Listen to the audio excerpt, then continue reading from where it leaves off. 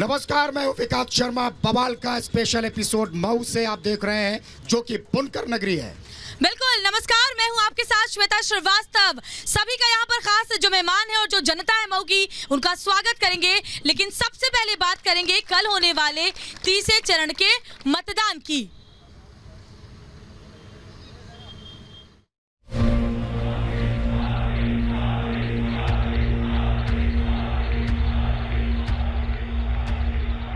सत्ता पक्ष और विपक्ष के सियासी घमासान के बीच लोकतंत्र के इस महापर्व को लेकर मतदाताओं का उत्साह बरकरार है। जैसे जैसे लोकसभा चुनाव आगे बढ़ रहा है, सियासी तापमान भी चढ़ता जा रहा है। 23 अप्रैल यानी मंगलवार को लोकसभा चुनाव का तीसरा चरण होना है, जिसमें 14 राज्यों की 115 सीटों पर मतदान होगा। इनमें यूपी की 10 लोकसभा सीटें शामिल हैं। यही वजह है कि इस चरण के सियासी चक्रव्यूह में उत्तर प्रदेश की मैनपुरी, एटा, बदायूं, मुरादाबाद, रामपुर, संभल, फिरोजाबाद, आंवला, बरेली, पीलीभीत लोकसभा सीट पर सभी की नजरें टिकी हुई हैं। तीसरे चरण में समाजवादी पार्टी के साथ साथ मुलायम सिंह यादव और उनके कुनबे को सियासी इम्तिहान से गुजरना है। सूबे की जिन 10 लोकसभा सीटों पर चुनाव होने हैं, वहां गठबंधन के तहत 9 सीटों पर समाजवादी पार्टी मैदान में है और महज 1 सीट पर बीएसपी चुनाव लड़ रही है। इस चरण में पूरी तरह से अखिलेश यादव बनाम नरेंद्र मोदी के बीच राजनीतिक लड़ाई लड़ी जा रही है। यानी सबसे अधिक फायदा या नुकसान एसपी के अध्यक्ष अखिलेश यादव को ही होना है। ऐसे में रिपब्लिक भारत सवाल पूछता है कि क्या बीजेपी, एसपी, बीएसपी, आरएलडी गठबंधन के जातिगत समीकरणों की काट खोज पाएगी? Bureau report, Republic Bharat. तो पिछले अगर लोकसभा चुनाव की बात करें 2014 में, तो इन 10 सीटों में से 7 बीजेपी को मिली थी, 3 एसपी को मिली थी। इसी पर चर्चा करेंगे। खास मेहमान हमारे साथ हैं। हमारे साथ कांग्रेस से सुरेश बहादुर सिंह जी हैं। स्वागत है आपका सुरेश बहादुर सिंह जी। इसके साथ ही हमारे साथ भारतीय समाज पार्टी से संतोष पांडे हैं, आपका भी स्वागत है। बिल्कुल, और हमारे साथ बीजेपी से मुन्ना दुबे जी हैं, स्वागत कीजिए इनका। और अरशद जमाल जी हैं समाजवादी पार्टी से। अरशद जमाल जी, जो चुनाव होने जा रहा है इसमें तीसरे चरण का, और आपकी 10 में से 9 सीटें गठबंधन में, टिक पाएंगे आप बीजेपी के सामने इस बार? देखिए, बीजेपी की पिछली बार कितनी सीटें थी उसका भी तो आंकड़ा बता दीजिए। 7 सीटें थी 10 में, लेकिन उससे पहले बीजेपी के पास क्या थी? पिछली बार से सर बात कीजिए ना, उससे पिछले जाएंगे तब तो बहुत पीछे जाना पड़ेगा। अलग अलग थे, और इस बार जो 3 पार्टियों का एक साथ अलायंस और गठबंधन बना है, तो इस गठबंधन में बीजेपी आज तक एक बड़ा चैनल है। आज उसका एक सर्वे है जिसमें गठबंधन को 75 सीटें। आप जवाब दीजिए। वो कह रहे हैं कि 9 की 9 सीटें आ रही है हमारी गठबंधन की। बोलिए। हमारे देखने में एक मुन्ना जी, बीजेपी को उत्तर प्रदेश में आना संभव नहीं दिखता मुझे। मेरा ये कहना है, बोलिए। भारतीय जनता पार्टी की इस बार जो है भारी बहुमत आएगी। उसका कारण यह है कि जब 2014 का चुनाव हुआ था तो नरेंद्र मोदी जी को भारत के लोग जानते थे। इस बार जो है विश्व के लोग नरेंद्र मोदी जी को जानते हैं, और इस नाते भारत की बहुत बड़ी हैसियत बनी हुई है। भारतीय जनता पार्टी विश्व की बड़ी पार्टी बन चुकी है। इसलिए इस बार हम जो है 400 के जनता से जान लेते हैं, आसपास मऊ सीट की जनता पाएंगे से जान लेते और बड़ी संख्या में सर, हम मऊ की जनता से जीतेंगे। जान लेते हैं क्या होगा तीसरे चरण में। क्या इस बार समीकरण बदलेंगे? बताइए।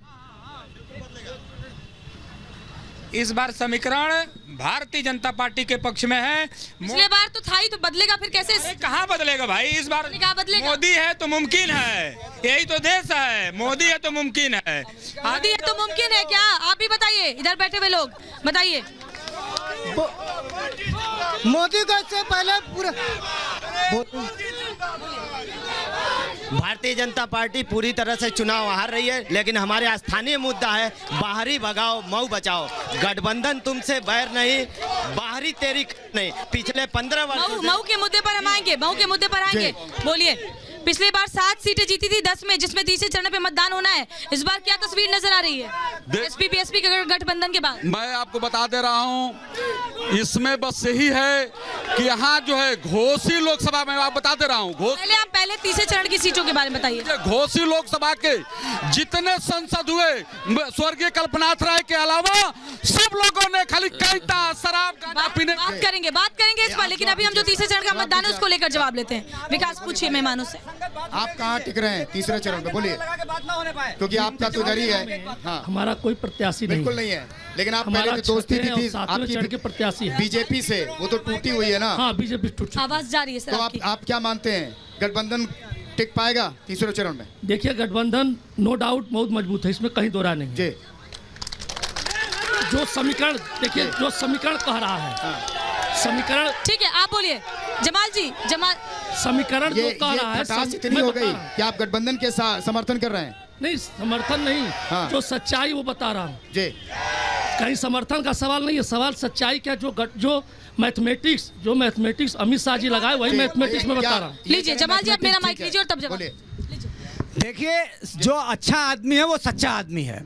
ये लोग नारा लगा रहे हैं, नारा लगाने से नहीं होगा। 5 साल सरकार गया, जवाब देना पड़ेगा एक एक मुद्दों पे, सिर्फ नारा मत लगाइए।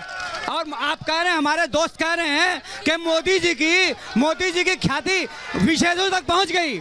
मैं पूछता हूं, अमेरिका और लंदन से वोट देने लोग आएंगे। अरे वोट जिनको देना है उनसे पूछिए, वो जवाब देंगे। और शोर मत करिए, गठबंधन जवाब दीजिए।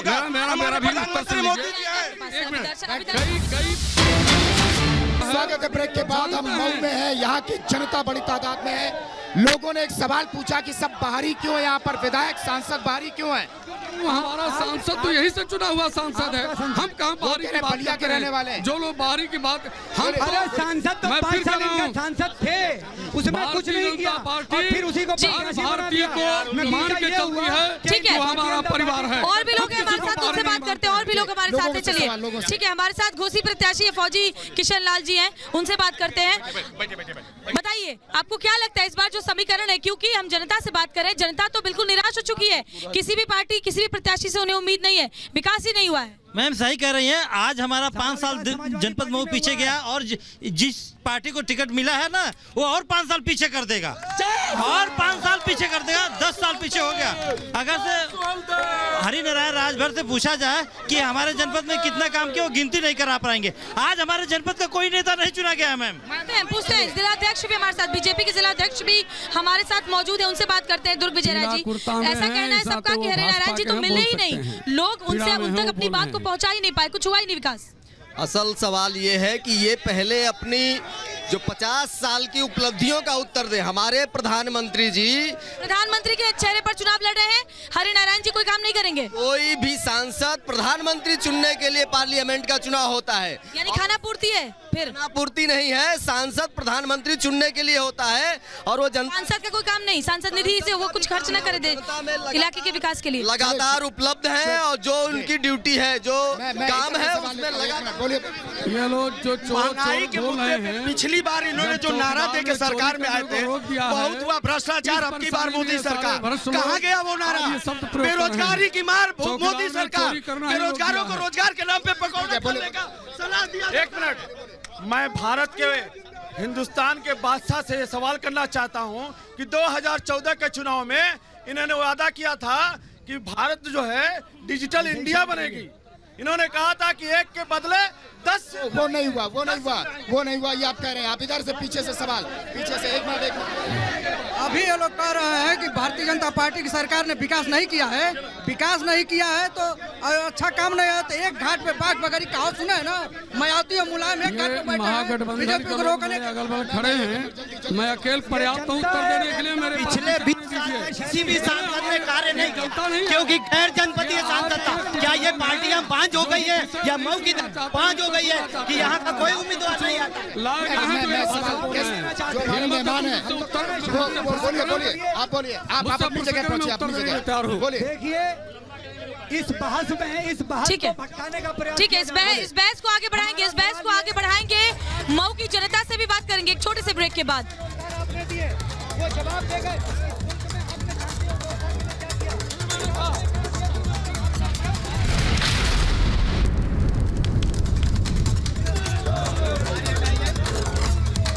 ब्रेक के बाद स्वागत है आपका। और अब देखिए कि मऊ की जनता इतनी ज्यादा उत्साहित है इस बहस को लेकर कि पुलिस को यहाँ पर उनको कंट्रोल करना पड़ रहा है। लेकिन सवाल इनसे है मेरा, आपके सांसद यहाँ पर हैं, रोजगार बिजली पानी नहीं है, 2 मिलें बंद हैं, शिक्षा विश्वविद्यालय की मांग तब से उठ रही है, यानी कि कोई भी जरूरत मऊ की पूरी नहीं हो रही, क्यों? मैंने फिर कहा, भारतीय जनता पार्टी की सरकार किसी एक जिले को लेकर के, किसी एक शहर को लेकर के कोई योजना नहीं बना रही है। इसीलिए मऊ के लिए कोई योजना ही नहीं बना रही है ना?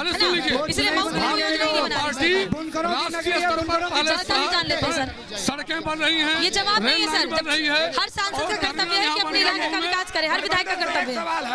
निधि मिलती है उन्हें, इसीलिए देशद्रोह का मुकदमा, जमीन लूट होती है, बिजली का पर्याप्त अभी बात करेंगे, अभी लोग बोल रहे हैं। कोई दिक्कत नहीं है। अरशद जमाल है, उनके ऊपर देशद्रोह का मुकदमा है, देशद्रोह का मुकदमा। मैं कह रहा हूँ कि पूर्वांचल राज्य बनना चाहिए, किसी की भी सरकार हो पूर्वांचल राज्य बनना चाहिए, पूर्वांचल राज्य बनना चाहिए। मैं ये कह रहा हूँ कि नारेबाजी मोदी मत जी कीजिए हमारा आप। चेहरा है, प्रधानमंत्री के गठबंधन का कौन सा प्रधानमंत्री चेहरा है? गठबंधन का चेहरा गठबंधन। रुक जाइए, गठबंधन को लेकर सवाल है। गठबंधन का चेहरा कौन होगा? गठबंधन का चेहरा कौन होगा, ये सवाल पूछ रहे हैं लोग। गठबंधन का चेहरा कौन होगा? अभद्रता का व्यवहार होगा तो महागठबंधन की राहुल गांधी है, इनसे भी पूछ लेते हैं। क्या गठबंधन का चेहरा राहुल गांधी है? कांग्रेस का कहना है गठबंधन का चेहरा राहुल गांधी है। आप मानते हैं? हमारा चेहरा हमें पता है, मगर क्यों बताएं आपको कौन है हमारा चेहरा? क्यों नहीं बताएंगे? महागठबंधन के पास कोई चेहरा नहीं है। एक छोटा सा ब्रेक यहाँ पे लेंगे, ब्रेक के बाद इस चर्चा को करेंगे।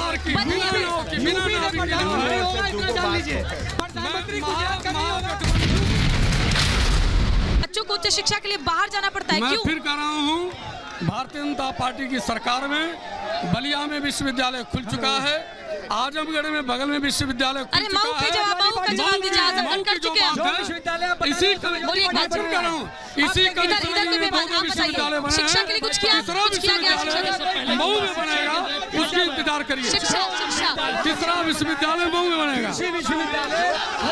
मैं फिर कह रहा हूँ, महागठबंधन के लोग ये विश्वविद्यालय की मांग 5 साल में एक भी शिलापट एमपी साहब ने रखवाया। बिल्कुल, तो यहाँ पर जो बहस है लगातार गर्म होती जा रही है, लगातार गर्म होती जा रही है, लेकिन सार्थक बहस नहीं हो पा रही क्योंकि लोग यहाँ बहुत ज्यादा उत्साहित हैं। इसी के साथ ही खास बहस में फिलहाल इतना ही, लेकिन बाकी खबरों की आप देखते रहिए रिपब्लिक। हमारे बसपा कार्यकर्ताओं से सीखो और